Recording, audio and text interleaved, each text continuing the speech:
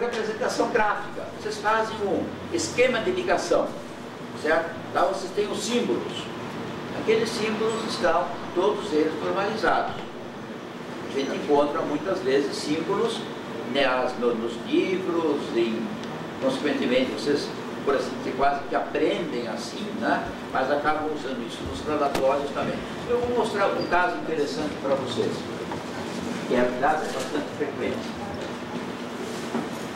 Quando vocês vão representar o enrolamento, vocês têm basicamente 3 símbolos que são encontrados. Um deles seria esse aqui. O outro seria parecido com esse, mas não tão igual. E o terceiro seria isso aqui. Certo? Esses 3, esse aqui está errado. Isso não existe. O que existe é esse que é parecido, mas não é igual. Quem fizer, por exemplo, representar um transformador, né? Então você tem o enrolamento, né? Fizer alguma coisa assim, né? Está errado isso. Se vocês fizessem uma coisa deste tipo, já estaria certo com uma das opções. Ou se não, usar esse aqui que é muito mais rápido. Então o pessoal fala, por exemplo, às vezes o seguinte: não, mas esse símbolo aqui é o símbolo europeu. Isso não existe. É um símbolo internacional. De acordo com a norma internacional da IEC, nós então temos 2 símbolos que podem ser usados sem problemas. Talvez um dia desses, numa das atualizações da norma, então ela diga: não, nós vamos eliminar um dedo. Não sei qual queria eliminar, mas em todo caso aí ficaria um símbolo apenas. E nós temos que saber disso, porque nós temos que usar essas determinações. Tá certo? Por exemplo, resistor. Aliás, aí até temos 2 coisas que são combinadas. O componente, quer dizer, se isso aqui for um resistor, o componente é chamado resistor. A característica é a resistência. Então, por exemplo, vocês falarem assim: eu vou soldar uma resistência de 100 ohms. Vocês estão dando bobagem. Porque resistência é a característica, não é o componente. E vocês vão soldar é o componente. Certo? Então, como símbolo, vocês têm, por exemplo, vocês encontram isto aqui, vocês encontram isto aqui vazado, certo? E às vezes até encontram umas coisas ainda desse tipo assim, né? Bom, de acordo com a norma internacional, isto aqui está errado. Só este é que é válido. Agora, por que este é válido e os outros são errados? Porque esse aqui é muito mais simples de ser desenhado.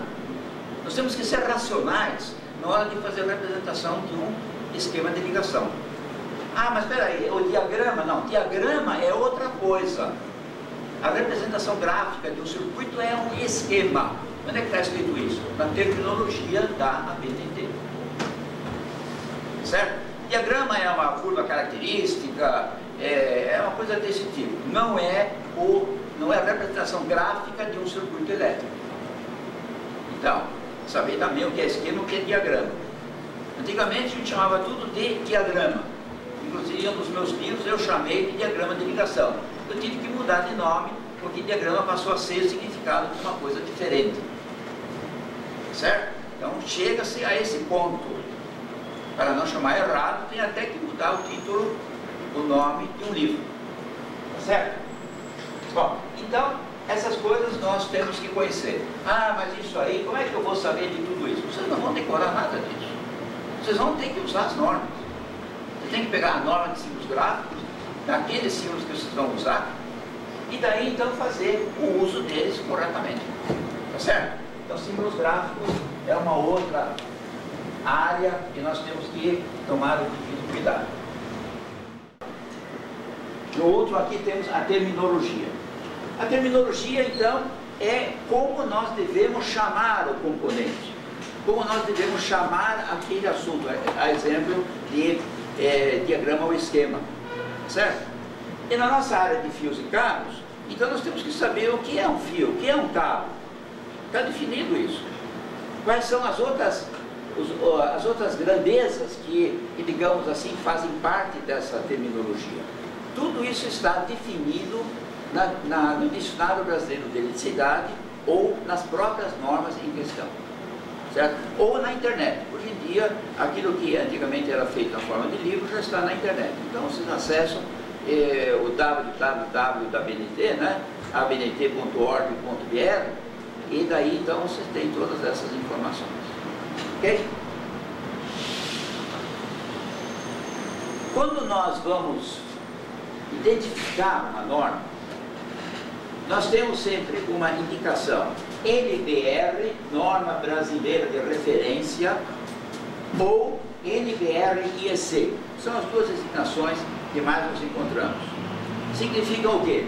Uma é um texto que vamos dizer assim, ele não é uma norma internacional, apesar de que não conflita com a norma, certo? Ele não é contrário à norma internacional, ele só não tem o mesmo texto, a mesma estrutura.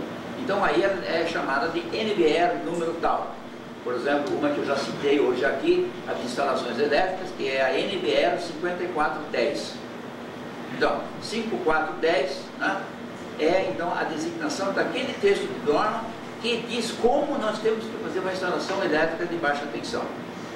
Quando o texto é uma tradução, praticamente, da IEC, já sabemos que isso então traz vantagens em termos de comércio internacional, certo? Então vem a indicação NBR e IEC. Tá? Então são as duas maneiras de identificar. Bom, aqui nós temos um pequeno problema devido à posição. Talvez ele levanta um pouco isso. Aí normalmente vai faltar em cima, mas vamos lá.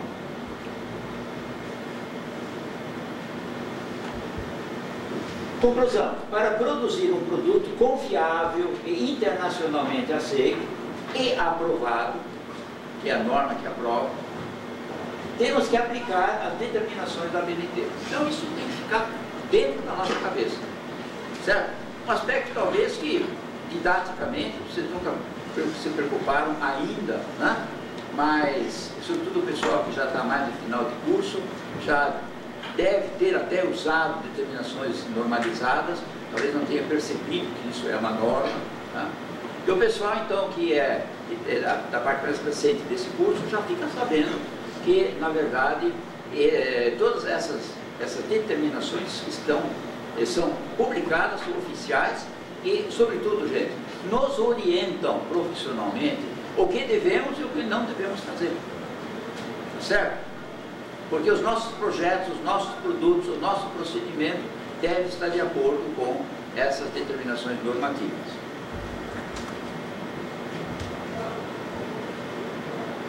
Agora vai faltar em cima. Utilização das determinações normativas do Inmetro, ou seja, SI, Sistema Internacional, e de suas unidades de medida com as grandezas da ISO 31. Bom, aqui surgiu uma nova entidade normalizadora, que é o Inmetro, já a mencionei, certo? Inmetro, Instituto Nacional de Metrologia, Normalização e Garantia de Qualidade, certo?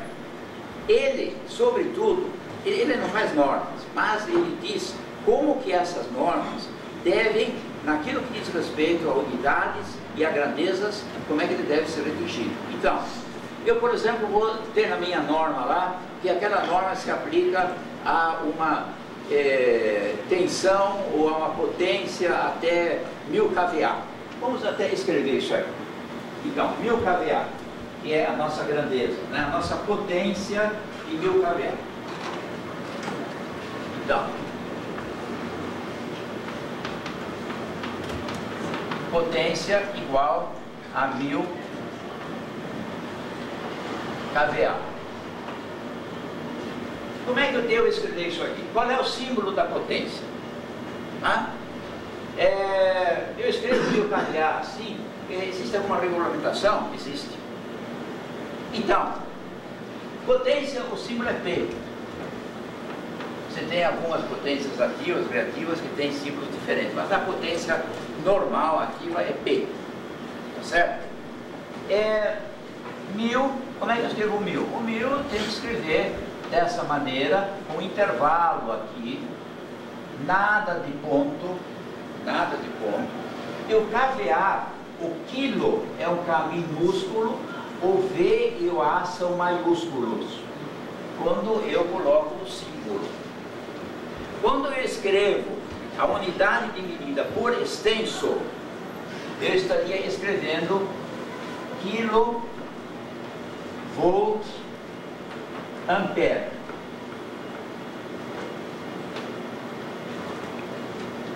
Vejam, primeiro que quilo é dessa maneira, não é quilo. Vocês veem muito aí escrito quilo dessa maneira, isso está errado. Em português não se escreve quilo com K. O símbolo é um K minúsculo. Por quê? Porque é maiúsculo apenas se vem de nome próprio. Quilo não é nome próprio. Agora, não adianta escrever apenas quilo. Por exemplo, aqui no restaurante de vocês embaixo diz assim, comida por quilo. Quilo o quê? Quilômetro? Quilo Celsius? Quilo Gauss? Quilo Watts? Quilo o quê? Não, quilogramas. Não está escrito. Então isso está errado. Certo? Outro, o V e o A, quando a unidade é escrita por extenso, apesar de serem provenientes de nome próprio, a letra é minúscula. Quando eu abrevio nomes próprios, eu escrevo a letra maiúscula. Onde é que está escrito isso? Exatamente no IMET, do Sistema Internacional. Certo? Associado a ISO 31. Na ISO 31 nós temos as grandezas, no Sistema Internacional nós temos as unidades de medida. Então, grandeza, unidade de medida. Tá certo? Portanto, são coisas que estão claramente definidas. Quando eu vou fazer um relatório, quando eu vou fazer um artigo técnico, ou mais tarde vocês escrevendo um livro, alguma coisa, vocês têm que obedecer a tudo isso. Muitos bons livros acabam perdendo de importância porque não atentam para esse tipo de detalhe. Certo? Então vamos nós pelo menos saber que esse problema existe. Existe solução, porque tudo está regulamentado. É apenas uma questão de eu aprender. De eu aprender a usar essas informações. Certo? Isso está na própria documentação do Inmetro, está em livros técnicos e assim por diante. Certo? Isso é uma coisa que vocês têm que aprender. Isso devia entrar assim, certo? Isso é uma coisa que vocês têm que aprender. Isso devia entrar assim no meio das informações do seu curso, talvez sem dizer, como eu estou colocando aqui, olha, tem que ser escrito dessa maneira. Não, vocês têm que perceber que o quilo é sempre minúsculo. Se fosse com K maiúsculo seria Kelvin e não quilo. Que não pode ser apenas quilo, tem que ser quilo alguma coisa, porque só quilo diz o quê? 1000, não é verdade? Então não é isso que quer dizer lá. 1000 o quê? 1000 pessoas entrando? Então tem que haver uma complementação. Nunca deixar somente o sufixo 1000 sem uma unidade de medida. Ok? Bom, então o Inmetro e o Sistema Internacional, esses três fatores aqui estão sempre diretamente relacionados. São documentos diferentes, mas eles são diretamente relacionados. Uma é a norma internacional, né?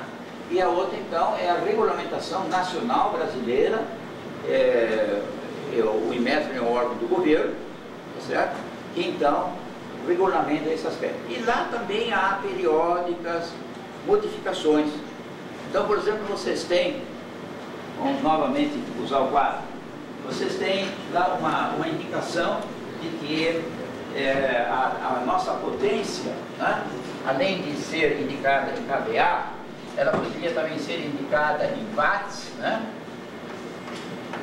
watts, ou seja, o W maiúsculo, tá? Ou se não, em cavalos vapor, CV minúsculos, porque cavalo vapor não é nome próprio, tá? Então é minúsculo. E erradamente muita gente ainda usa o HP, que já não existe mais há 50 anos. E mais ainda, tem gente que acha que o cavalo vapor e o CV são a mesma coisa, e não são. Certo? Na hora de converter o cavalo vapor em watts ou vice-versa, e o HP, eu vou verificar que o valor numérico resultante é diferente. Certo? Então, não se usa mais o HP. Isso há muito tempo já. Então, vamos lembrar disso. E, normalmente, o que se quer dizer é cavalo vapor e não HP. Ok? Portanto, até hoje podemos usar o cavalo vapor, mas não sei por quanto tempo. De repente veio uma atualização e daí então a eliminação do cavalo vapor. Perfeitamente possível. Vejam que a potência dos motores, que muitas vezes é indicada no cavalo vapor, já estão gradativamente passando a ser usados ou identificados em watts, quilowatts, megawatts, e não mais em cavalo vapor. Sim. Está correto dizer watts em vez de watts? Assim, tanto faz. Não, isso é questão de pronúncia, né? Tanto faz. Quer dizer, eu acho que em português é watt, não é watt. Watt é em inglês, nós estamos falando em português. Então eu acho que deve ser watt. Mas isso é a minha opinião, isso não é regulamentar. Ok?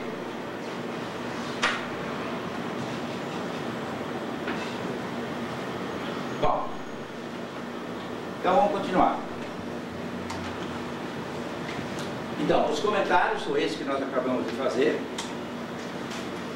Alguns exemplos.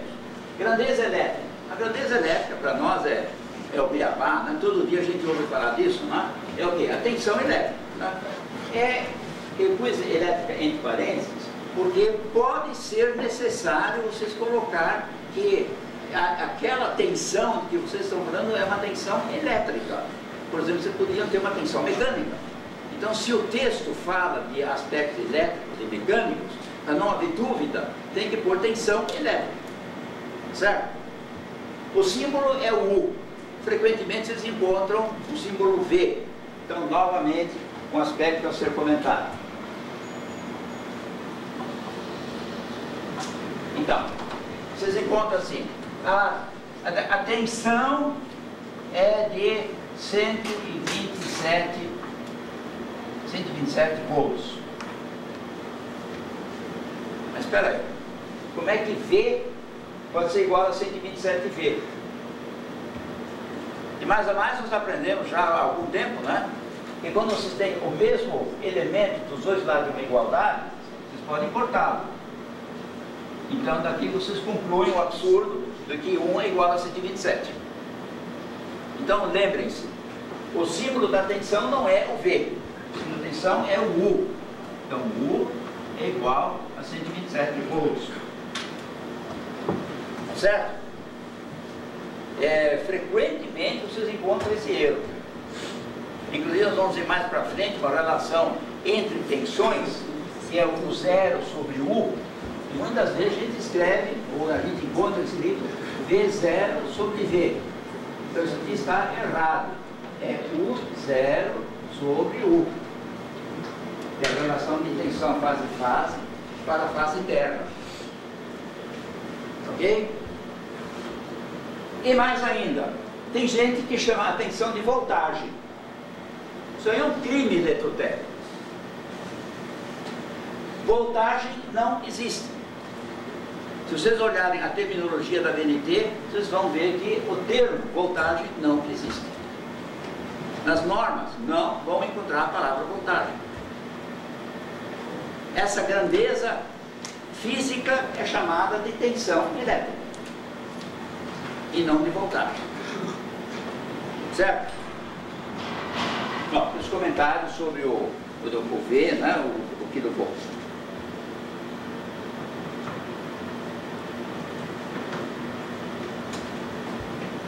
Grandezas elétricas, o outro exemplo, corrente. né? Então também, dependendo do tipo de artigo, tem que colocar elétrica ou não, pode ser uma corrente de deslocamento de ar, né? Ou qualquer outro tipo de corrente, não precisa ser necessariamente elétrica, né? Então o símbolo é o I, isso aqui geralmente todo mundo escreve assim. Unidade de medida é um ampere, abreviado no símbolo é um A maiúsculo, por extenso é um A minúsculo, quiloampere também, o quilo, né? Ampere, KA, como está escrito aqui, e não existe amperagem, como não existe wattagem, como existe uma série de coisas desse tipo. Nós poderíamos ficar pelo menos uma meia hora aqui falando desse tipo de problema. Então eu estou alertando vocês sobre o seguinte: na área elétrica vocês têm que conhecer a terminologia para não cometer gafes, para não cometer erros, certo? Porque fica muito chato alguém que é formado num curso, né? Que enfim tem uma base, vamos dizer, técnica, né? Começar a cometer esses erros, certo? Isso é erro. Então, conclusão: para escrever corretamente um texto técnico, temos que conhecer e aplicar, entre outras, as determinações do Inmetro, sistema SI e as da ISO 31. É a conclusão que a gente chega. Ok?